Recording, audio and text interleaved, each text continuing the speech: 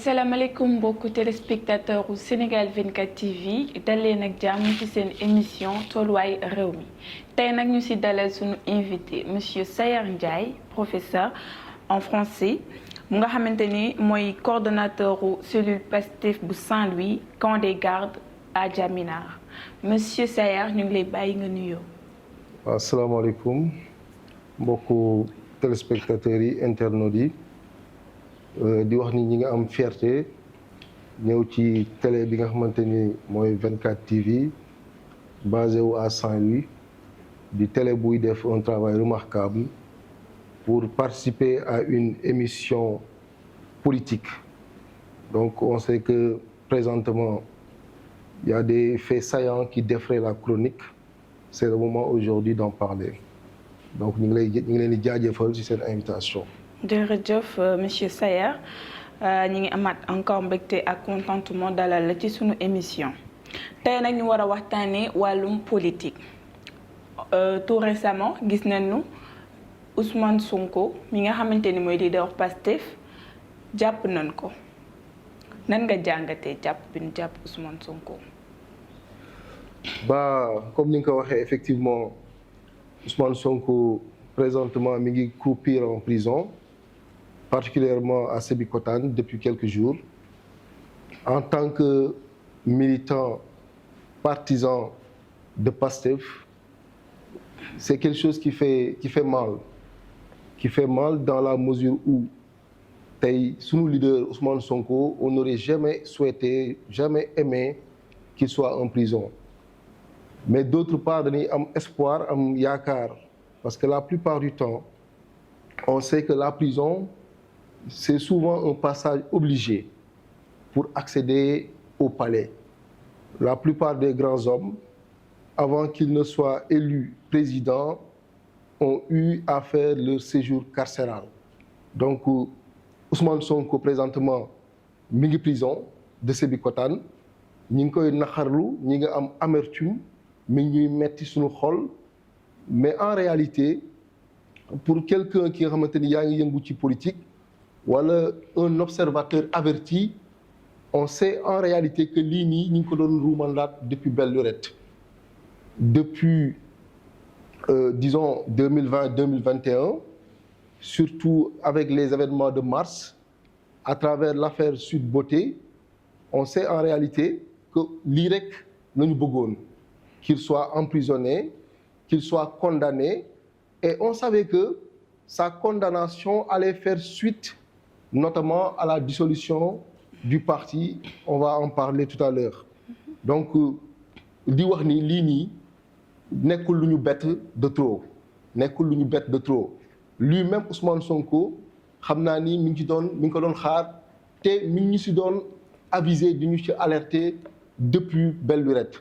Amaan na bu dee depuis 22 mars 2021 jotul woon dugg prison, c'est parce que en réalité on a eu un peuple debout, un peuple bi nga xamante ni qui s'est formé en réalité en bouclier ni ñett ni Ousmane Sonko duñ ko mës a seetaan muy dugg prison.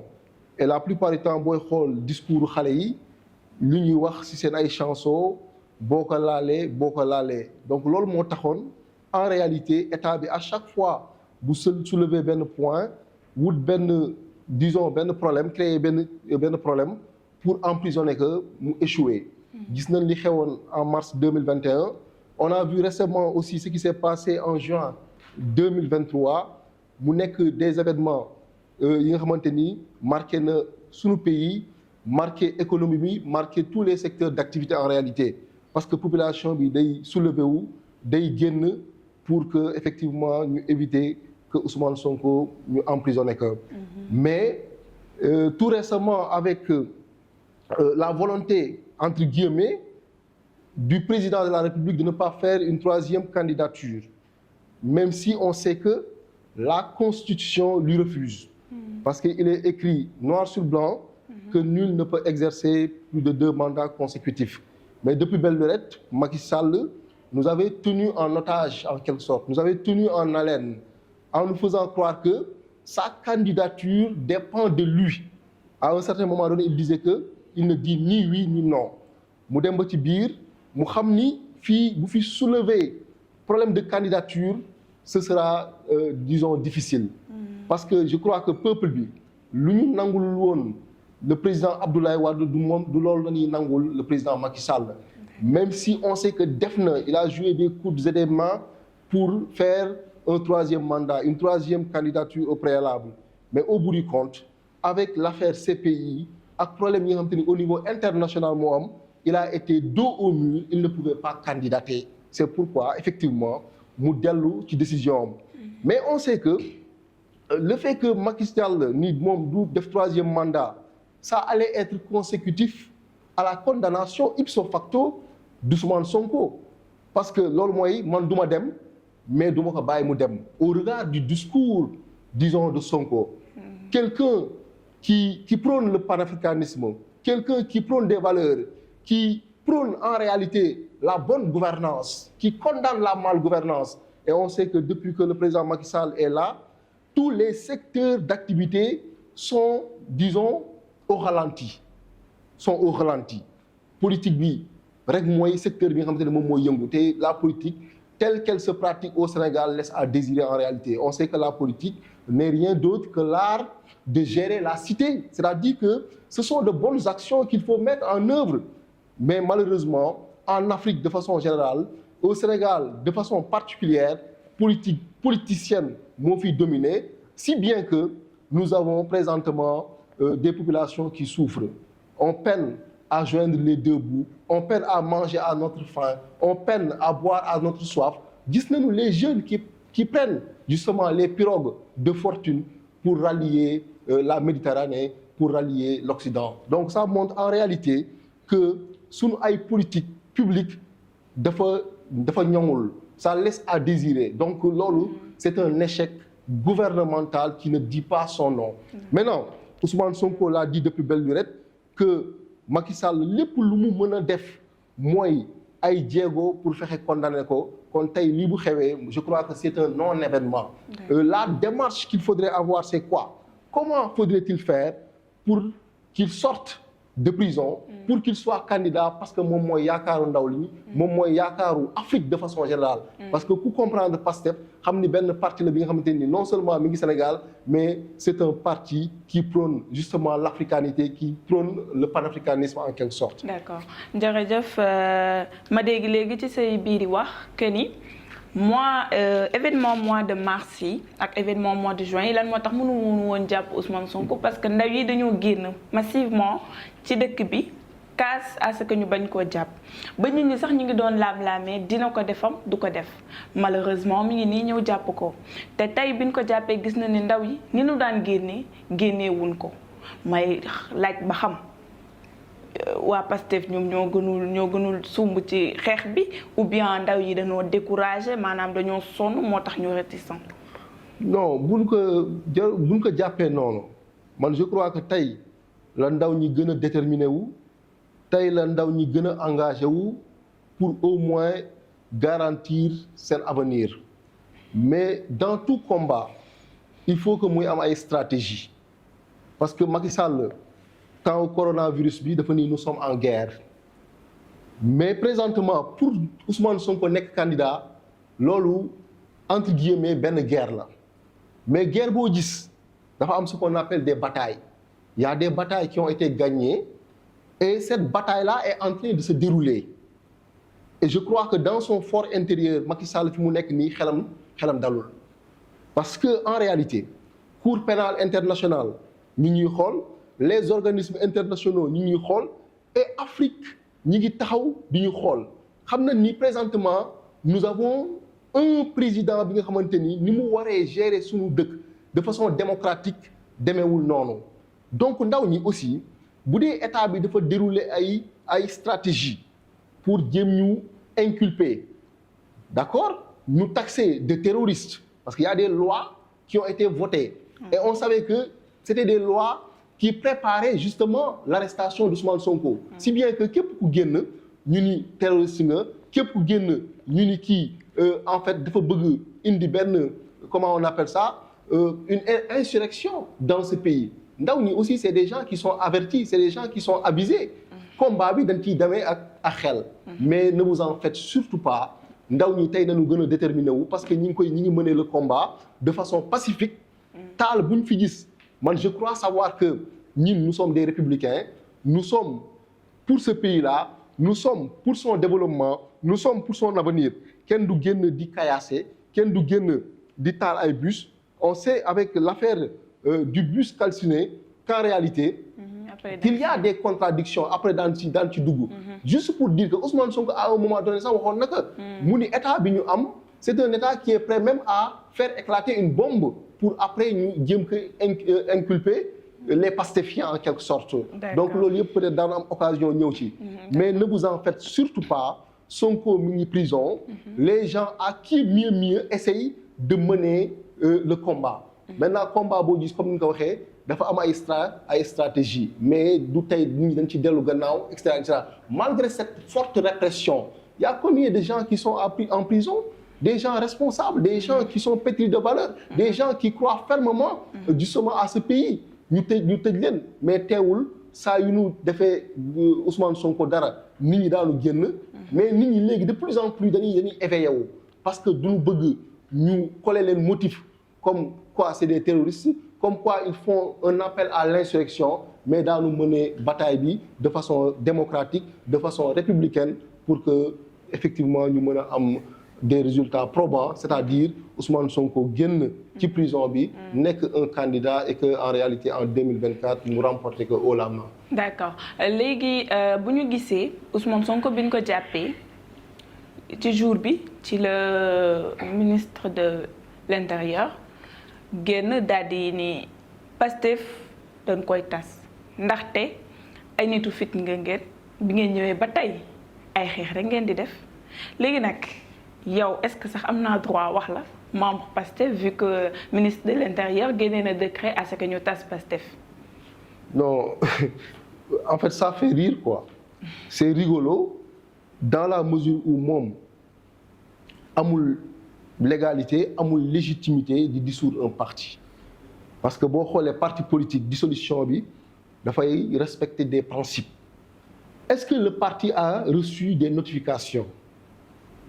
Parce que pour pouvoir dissoudre un parti politique parti bi au préalable dafa war a recevoir benn notification premièrement deuxièmement bu recevoir notification bi am na droit déposer un recours auprès de la Cour suprême et que il y a un délai qui va jusqu'à 2 mois pour que la Cour suprême puisse statuer et in fine après si nañuy xam si le parti est dissous ou pas mais du jour au lendemain génne sa benn décret di jéem a gëmloo ni en réalité que parti bi dissoudre nañ ko pour man loolu mooy li ñu doon wax boobu ba léegi mooy li ñu doon ruumandaat c'est des gens qui portent pour Ousmane Sonko une haine viscérale te li koy wane mooy le même jour où ce décret a été sorti le même jour on a fait sortir les matériels qui étaient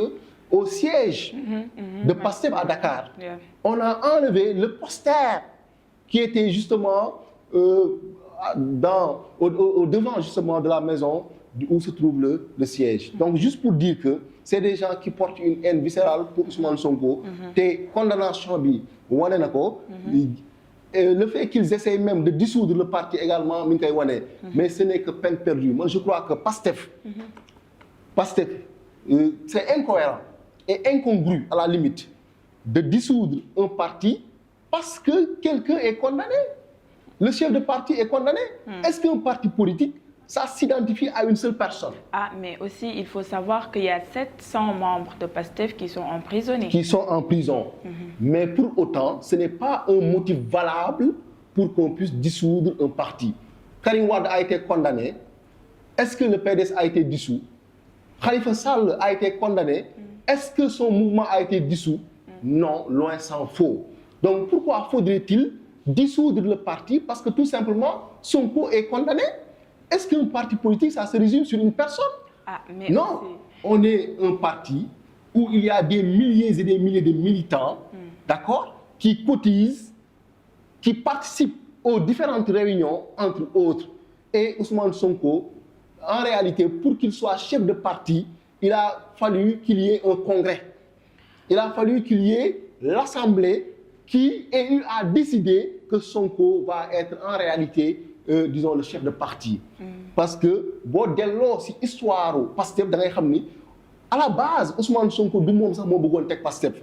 C'est des gens qui étaient dans l'administration qui, à un certain moment donné, ont senti la nécessité de créer un parti politique qui va porter le nom de Pastef.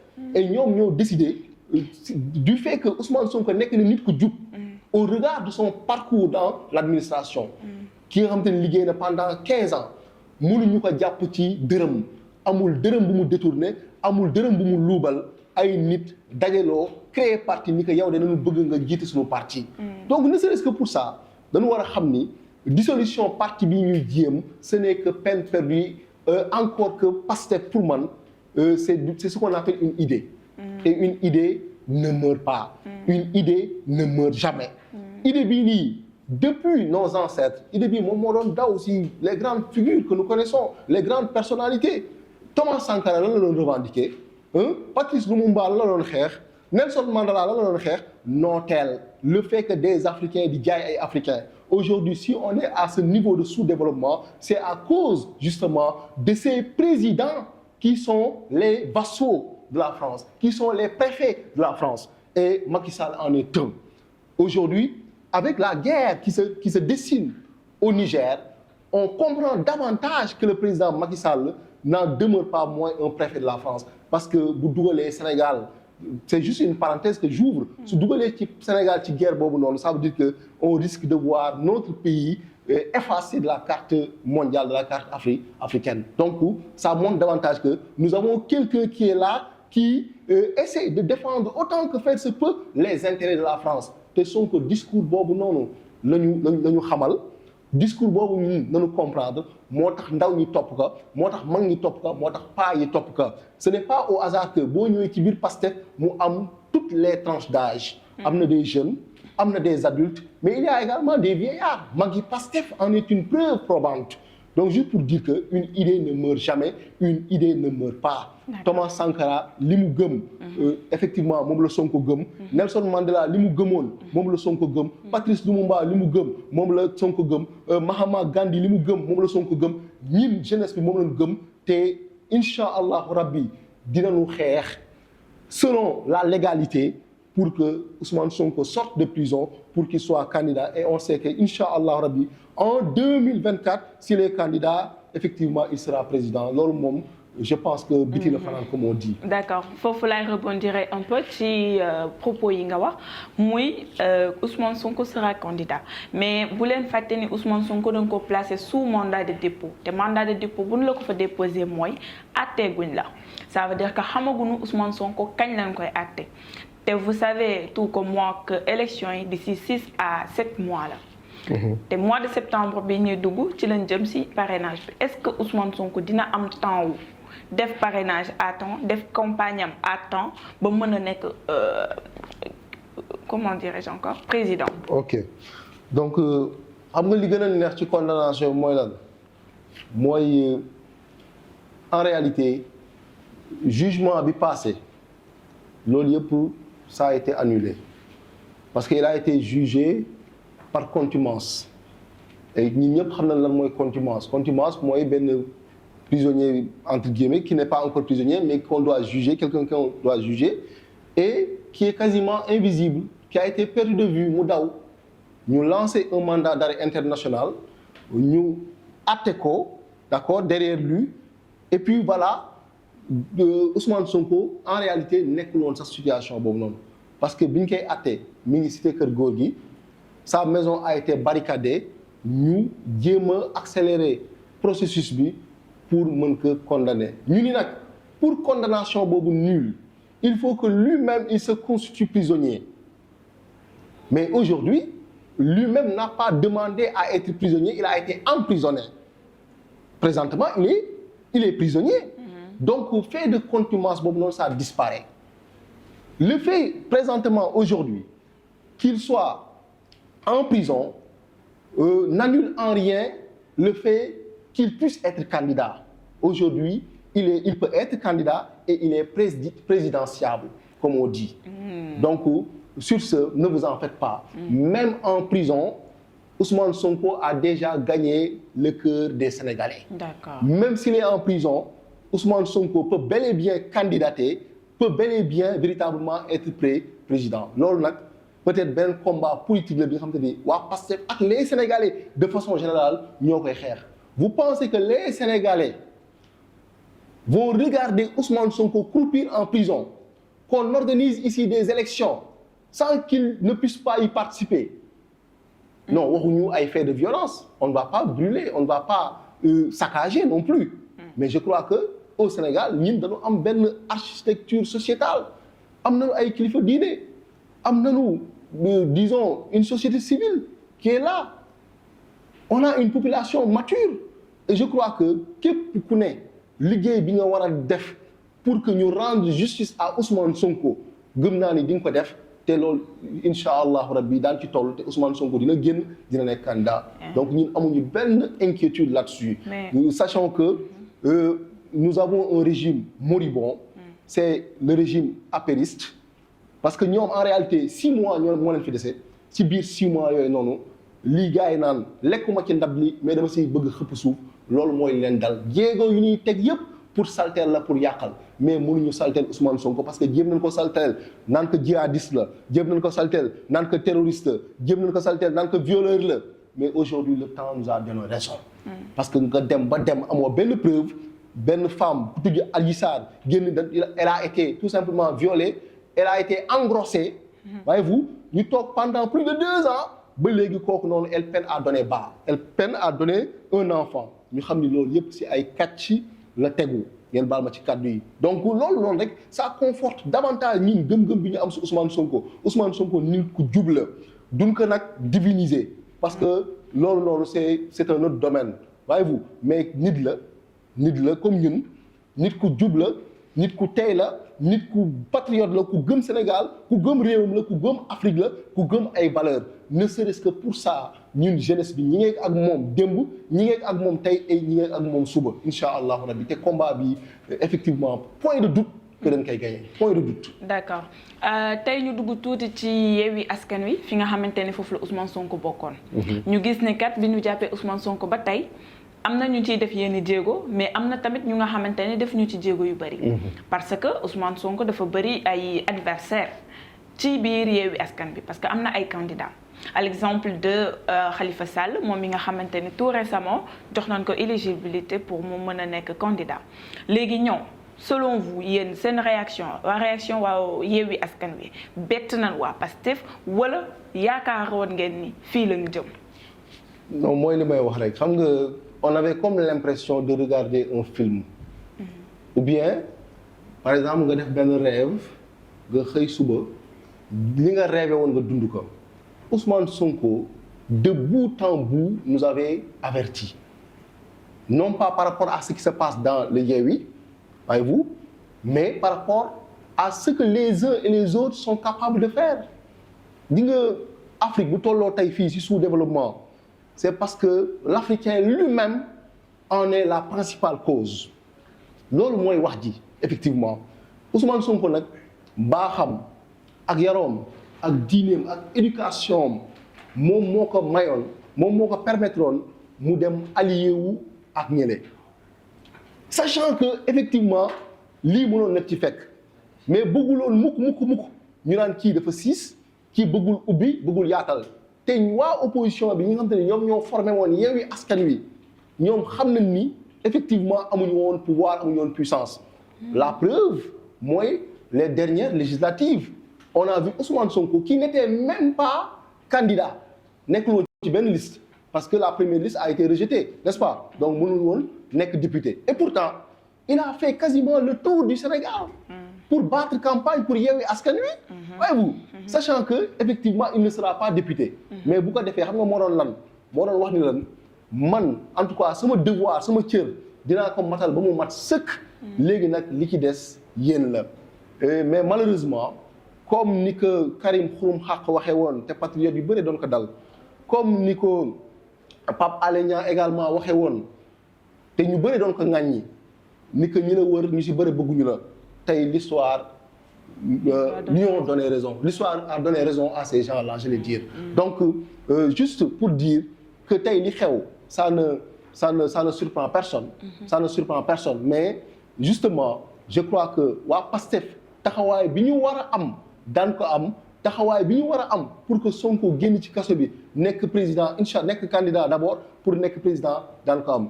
Mais malheureusement, c'est regrettable de voir des gens comme Khalifa Sall trahir.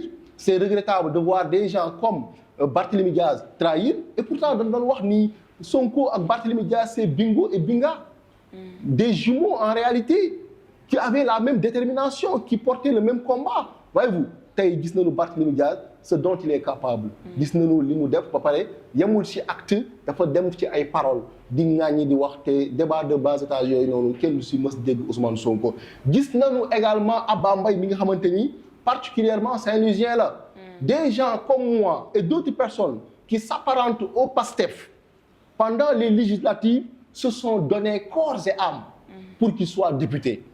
Ñu def terrain bi ànd ak moom te bu ñu àndee ak moom ba mu ñibbi ñu def ay porte à porte ñun en tout cas waa Eau Claire waa Diamina ak waa Camp des Gardes Léona ñi boo xoolee quartier boobu dafa nekk benn quartier plus ou moins bu sensible mu am un leader qui s'appelle Pape Ibrahima Faye ngeen baal ma ci tur bi mooy tudd qui était le directeur du CROUS entre autres avec des moyens financiers colossaux ñun ñoo ko doon combattre ñun ñoo xeex ak moom ba ñun ñoo gagné établissement yi nekk foofu yépp à la grande surprise à la surprise générale voyez-vous mais après lu ñu ko Abba Mbaye fayee taxaw naan tey su ma nekkee député je ne le dois à personne loolu mooy lan c'est une ingratitude qui ne dit pas son nom mais nag yàlla buy defar day mel na koy yàq yàlla buy defar moom mooy segg les ingrats moom mooy segg les hypocrites moom mooy segg justement les traîtres pour que une fois en 2024 bu Sonko nekkee président ñu puisse ñu en tout cas qu'on puisse faire la part des choses qu'on puisse faire le tri et séparer comme on dit en français la graine de l'ivraie maanaam séparer li baax ci lu bon voyez-vous. D'accord.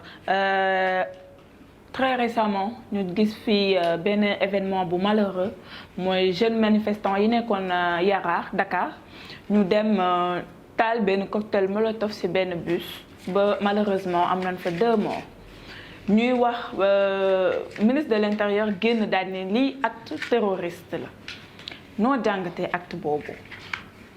Bon wax naa ko léegi nee naa Ousmane Sonko alerté woon nañu depuis xam nga.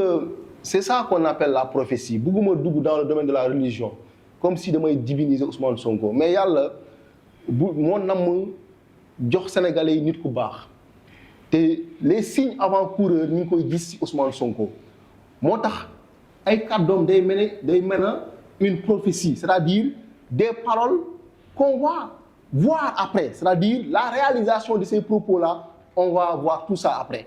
Ousmane Sonko waxoon na ni ces gens-là sont capables de faire éclater une bombe. Après ñu ñëw ni waa Pastef la tey c'est quasiment ce auquel on assiste. Voyez-vous li xew Yaraax man je crois que ay supputation la je crois que c'est juste pour nous coller motif. Effectivement moi et pas mal de Sénégalais ont vu une vidéo à travers laquelle dans le bus il y avait quasiment personne. Oui, sur Internet. Est-ce que vous vous êtes au moins posé la question de savoir pourquoi a-t-on fermé TikTok? Pourquoi on a restreint la connexion Internet, les données mobiles? Pourquoi? C'est pour nous priver des informations concernant ce qui se passe actuellement dans ce pays. Aujourd'hui, la liberté d'expression voudrait que les gens, en réalité, puissent avoir accès à la connexion. Nous sommes dans la mondialisation, nous sommes dans un village planétaire, comme disait Senghor. Voyez-vous, aujourd'hui, c'est le rendez-vous du donner et du recevoir. Et il y a ce qu'on appelle la mondialisation de l'information, la mondialisation à travers les NTIC, les nouvelles technologies de l'information et de la communication. Tey bu ñu coupé Internet, est-ce que ñi daanu xaw di xew fële? Est-ce que bu ñu coupé Internet, est-ce que ñi nekk bitim réew et qui font partie également du Sénégal? C'est une manière, en réalité, disons, de nous réduire au Sénat. Mais est-ce que tamit réduire une connexion pour calmer un peu tension parce que gis nañ ni tension bi avec internet day tax mu gën a am ampleur. Mais en fait la coupure des données mobiles précède la condamnation de Sonko. Avant ñu koy condamner, le gars yi dagg connexion bi. Ça veut dire tout simplement que ça a été prémédité, ça a été préparé. Ça a été préparé de bout en bout. On a vu des députés à l'Assemblée nationale, Farba Ngom, taxaw ni dara du xew. Et ce qui est dommage dans ce régime actuel, c'est la promotion de la médiocrité. De par le passé, pendant, disons, les temps de Senghor, d'Abdou Diouf, voyez-vous, il y a de ces gens qui n'osaient même pas être députés, qui n'osaient même pas être ministres. On a vu aujourd'hui des ministres, quand ils ouvrent la bouche, eh bien, on a envie de sortir d'ici. Parce que c'est des bêtises qui sortent de leur bouche. Et la principale cause, comme je l'ai dit tantôt, n'est personne d'autre que le président Macky Sall. C'est le président Macky Sall qui en est l'auteur. Voyez-vous? Donc, juste pour vous dire que li xew Yaraax, ça me laisse perplexe. Moi, je connais les Pastéfiens. C'est des gens responsables. C'est des gens qui participent au développement de ce pays dans tous les secteurs, que ça soit dans la santé, que ça soit dans l'éducation, que ça soit dans la société civile, etc., dans la société de façon générale, je le dis. Voyez-vous? Donc, c'est des gens qui sont responsables, donc qui ne vont jamais vouloir réduire ce pays-là à néant. Donc, li ñuy utiliser naan c'est des terroristes yooyu pour man wax dëgg yàlla c'est élémentaire, c'est terre à terre. Voilà. D'accord.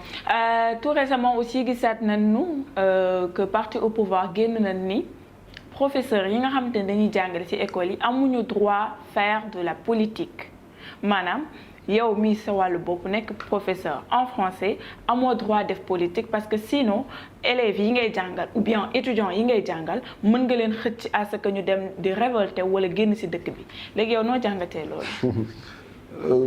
mooy li may waxaat rek gi nga un régime moribond. régime buy dee buy waaj a daanu dina coller motif lu ne dina wax ay waxu ndax sa këndëng xam nga nu koy waxee noonu ay wax yu tegul fenn mais jàngalekat wala médecin wala policier entre autres est-ce que ñoom duñu ay sénégalais avant tout. duñu ay sénégalais avant tout. Ils n'ont pas le droit de voter. Ils n'ont pas le droit de participer au choix de leur président. Mais ce qui est plus ou moins répréhensible, c'est le fait de faire de la politique au sein de son lieu de travail. Que ça soit à l'école, que ça soit à l'hôpital, entre autres. Et je crois que les autres qui sont responsables, moi y compris, on ne va jamais au grand jamais être dans les salles de classe, dans l'enceinte de l'école et faire de la politique. Ah, vous n'avez jamais essayé? Non, jamais. Pourquoi? Nous sommes responsables. On a été bien formés. On a été bien formés. Donc, vous nous n'êtes école, dafa am une mission régalienne, une mission républicaine. Mais on est des citoyens à part entière. am nañu droit far fu ñu neex. D'accord ñu ngi lay jaajëfal actuellement ñu ngi ci cappaandawu émission bi lan mooy sa mot de la fin. Bon mot de la fin bi du lenn lu dul di métti lu comme ni ñu ko waxee encore li xew condamnation Ousmane Sonko mais di rester tout simplement déterminé. Parce que même si diine yonent yàlla Muhammad ba mu génnee àdduna saxaaba yi ñu bëri dañoo jaaxle woon mais. am na discours bu leen delloosi bu leen faire revenir à la raison ba tey aujourd'hui encore des siècles après diine tey mi ngi taxaw fi mu taxaw nekkuñu ci do kii Ousmane Sonko il est en vie il est parti en prison sain et sauf c'est très important sain et sauf gare à ce qu'il ne lui arrive absolument rien qu'on le retrouve en bonne santé mais li ci topp nag mooy sunu détermination peuple bi taxaw leen peuple bi gëmaat leen ce projet gis xam nañ ni gëm ngeen ko mais continuer leen di gëm projet bi li ñuy wax ni ay dissolution Pastef et tout ça loolu teguwul fenn Pastef c'est une idée et on ne tue pas une idée en réalité ñu xam ni Sonko incha allah rabbi fi mu nekk ñun ñoo fay génnee de façon responsable te bu fa génnee incha allahu rabbi dina participer te bu participer mooy jël réew mi ala kulli haal loolu amul sax sikki sàkka donc voilà. ok merci beaucoup monsieur Sayer Ndiaye ñu ngi ci jàppandaw émission bi di leen jaajëfal di leen jox dig daje ba beneen émission ak beneen invité ci tolluwaayu réew mi merci beaucoup.